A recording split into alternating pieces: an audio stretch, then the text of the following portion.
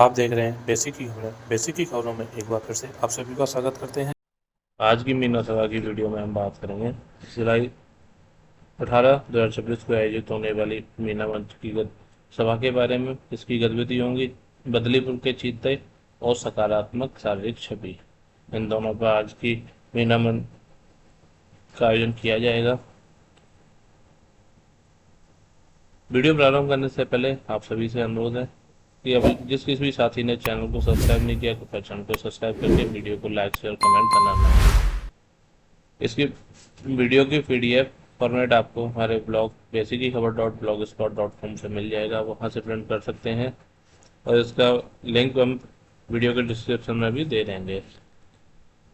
आज के लिए है आधा फुल कॉमिक बुक, आधा फुल और बदलीपुर के चीते, प्रगति के पंख, पुस्तिका के सत्र, दर्पण की ओट का संचालन करें, सत्र में दी गई गतिविधियों का संचालन करें, सेल्फ एस्टीम बुक 2 आधा फुल और बदलीपुर के चीते का वाचन, वीडियो प्रदर्शन और इस पर चर्चा करें, किशोर किशोरियों को सकारात्मक शारीरिक छवि के प्रति जागरूक करें, हानिकारक जेंडर नॉर्म्स के बारे में उनकी समझ को बढ़ाएं एवं उनमें आत्मविश्वास विकसित करें, उनकी शंकाएं जानने का प्रयास करें और उचित समाधान देकर उन्हें संतुष्ट करें, बालिक बालिकाओं को भी अभिव्यक्ति के समान अवसर प्रदान करें और टूल 10 अवश्य भरिए। साथियों, उसमें हानिकारक जेंडर नॉर्म्स को हम पिछले एक्टिविटी में पिछले शनिवार को 11 जुलाई को कवर कर चुके हैं, इसलिए इस पर बात नहीं करेंगे। आज बात करेंगे हम सकारात्मक शारीरिक छवि और बदलीपुर के चीते पर। तो पहले बात कर लेते हैं बदलीपुर के चीते। बदलीपुर नाम का एक सुंदर गांव था। गांव के पास एक बड़ा जंगल था जहां कई प्रकार के जानवर रहते थे।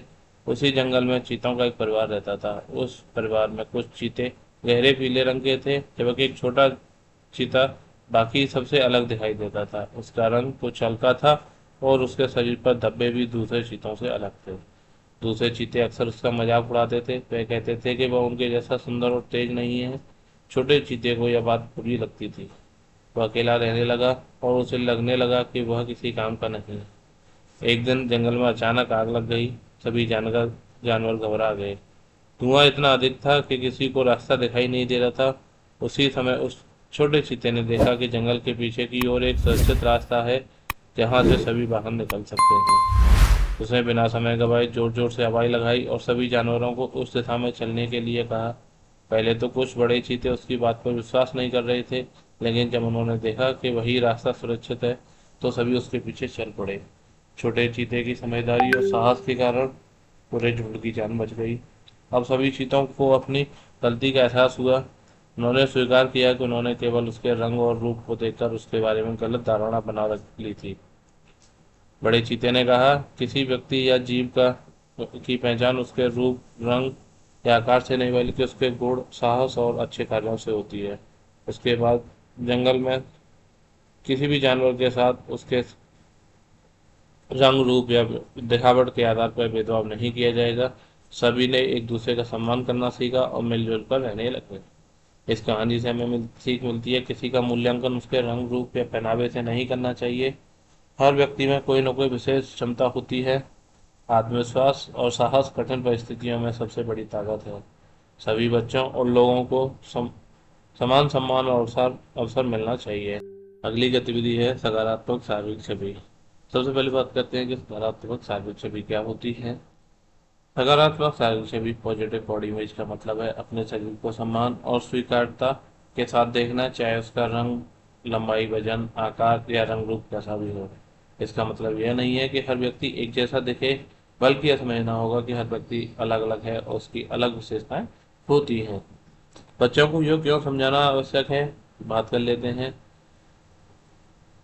किशोरावस्था में बच्चों के शरीर में कई प्रकार के परिवर्तन होते हैं। इस समय वे अक्सर अपने रंग रूप को लेकर चिंतित रहने लगते हैं। कुछ बच्चे सोचते हैं कि मैं बहुत दुबला हूँ, बहुत मोटा हूँ, सांवला है, लंबाई कम है, चेहरे पर दाने हैं, दांत अच्छे नहीं दिखते हैं या मेरे बाल छोटे हैं। तरह तरह की चीज़ें अपने दिमाग में लाते रहते हैं और ये सारी चीज़ें सोचने के बाद उन्हें हीन भावना आने लगती है कई बार। तो इस दिशा में क्या होना चाहिए, उनका सही मार्गदर्शन ना मिले तो बच्चे आत्मविश्वास खो देते हैं, दूसरों से तुलना करने लगते हैं उदास या तनावग्रस्त हो सकते हैं। पढ़ाई और खेलों में रुचि कम हो सकती है, जो कि बच्चों के लिए हानिकारक होता है। अब सकारात्मक शारीरिक छवि का अर्थ क्या होता है?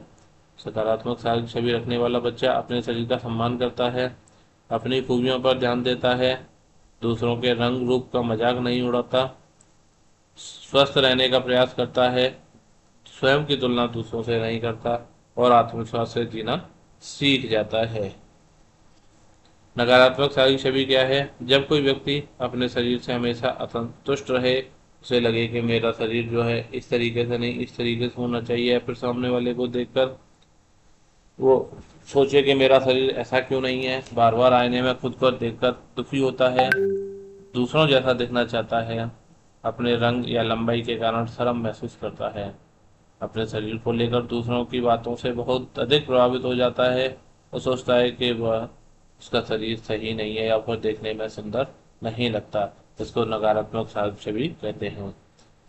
अब सकारात्मक शारीरिक छवि कैसे विकसित करें, क्योंकि ये काफ़ी महत्वपूर्ण होता है। तो सबसे पहले स्वयं को स्वीकार करें। सोचें कि हर व्यक्ति अलग होता है, कोई छोटा, कोई लंबा, कोई गोरा, कोई सांवला, कोई दुबला, कोई मोटा। यह यह प्रकृति की सुंदरता है, क्योंकि हम जहाँ पर रहते हैं वहाँ के जलवायु वातावरण के कारण ही लोगों के रंग रूप लंबाई सारी चीज़ें निर्धारित होती हैं। अगर कोई ऐसी जगह रहता है जहाँ ठंड पड़ती है तो उनका रंग अक्सर गोरा होता है, और जहाँ गर्मी ज़्यादा होती है वहाँ रंग अक्सर सांवला होता है। अधिक ऊंचाई वाले क्षेत्रों में, पहाड़ी एरिया में लंबाई कम होती है और मैदानी क्षेत्रों में रहने वाले लोगों की लंबाई अधिक होती है। तो ऐसा नहीं है, ये सारी चीज़ें प्रकृति की देन है। तुलना न करें, दूसरों जैसा बनने की बजाय स्वयं को बेहतर रूप दे बनने का प्रयास करें। स्वास्थ्य पर ध्यान दें, उसके लिए संतुलित भोजन, पर्याप्त पानी, नियमित व्यायाम, योग, पर्याप्त नींद आदि करें। सुंदर दिखने से अधिक महत्वपूर्ण है स्वस्थ रहना। जब हम स्वस्थ रहेंगे तो हम बहुत सारी चीज़ों पर अतिरिक्त ध्यान दे सकते हैं। अपनी खूबियों को पहचाने। हर बच्चे में कोई ना कोई विशेष प्रतिभा होती है, जैसे कि पढ़ाई, खेल, चित्रकला, संगीत, नृत्य, अभिनय, नेतृत्व, भाषण। उनमें से किसी एक पर ध्यान दें और अपनी खूबी स्वयं चुनें और उसका विकास करें। दूसरों का सम्मान करें। किसी के रंग, मोटापे, दुबलेपन, लंबाई, चेहरे, पहनावे का मजाक कभी नहीं उड़ाना चाहिए। अभी ये सारी चीज़ें क्यों हो रही हैं? क्योंकि ये सोशल मीडिया का अभी समय है। सोशल मीडिया का प्रभाव बहुत अधिक पड़ रहा है। आजकल बच्चे मोबाइल और सोशल मीडिया पर सुंदर दिखने वाले फोटो और वीडियो देखते हैं, लेकिन कई फोटो एडिट किए हुए होते हैं, फिल्टर का उपयोग किया जाता है। वास्तविक जीवन और इंटरनेट की तस्वीरों में बहुत अधिक अंतर होता है, इसलिए केवल तस्वीर देखकर स्वयं को कम नहीं समझना चाहिए।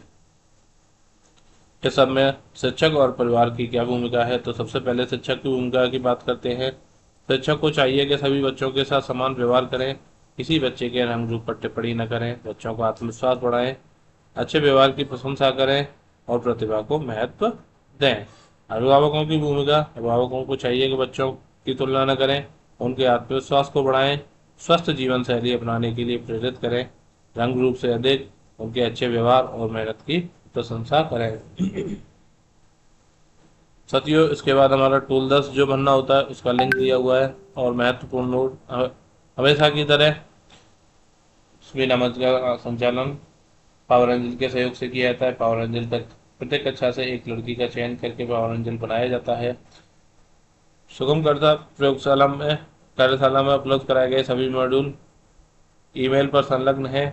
यह मॉड्यूल डिजिटल फॉर्म या वीडियो के रूप में सभी सुगमकर्ता के पास अनिवार्य रूप से उपलब्ध हो। प्रत्येक सत्र की व्याख्या प्रशिक्षण के दौरान उपलब्ध कराए गए टूल 10 पर अवश्य भरें। यदि सत्र संचालन में किसी प्रकार की तकनीकी समस्या, संदेह, सवाल, जिज्ञासा हो तो आप अपना नाम, विद्यालय का नाम और जनपद का नाम लिखकर आप वीडियो के कमेंट बॉक्स में आप डाल सकते हैं। आपके समस्या का समाधान अवश्य किया जाएगा।